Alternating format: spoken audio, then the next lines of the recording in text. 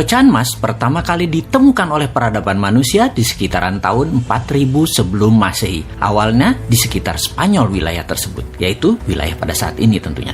Kemudian 3000 tahun sebelum Masehi diolah oleh tangan terampil bangsa Mesir. Karena keterbatasan jumlah emas yang indah bentuk serta warnanya, maka emas dijadikan logam mulia hingga di tahun 1000 sebelum Masehi, di mana emas menjadi alat tukar setelah transaksi barter, dan emas menjadi fungsi alat tukar yang terpercaya di semua bangsa. Emas sebagai alat tukar bertahan hingga 1500 tahun. Kemudian peradaban Tiongkok membuat emas yang besar dan berat digantikan dengan surat senilai yang bisa dipecah-pecah hingga pecahan kecil. Dan inilah pertama kali dunia mengenal uang kertas. Berlanjut ke Eropa di abad pertengahan, di bawah Knight Templar, koin emas, koin perak disimpan di kastodian untuk pilgrim peziarah ke Yerusalem diganti dengan surat berharga, di mana surat berharga tadi bisa ditukar koin di Yerusalem. Surat berharga tadi hanya dihargai oleh sesama Templar. Kalau dirampok di tengah jalan, surat berharga tadi tidak berlaku. Harta koin emas dan perak tetap aman. Itulah pertama kalinya dunia mengenal 3 sistem, yaitu penyimpanan koin nomor 1, kedua surat berharga, dan ketiga transferring system yang saat ini semua disebut dengan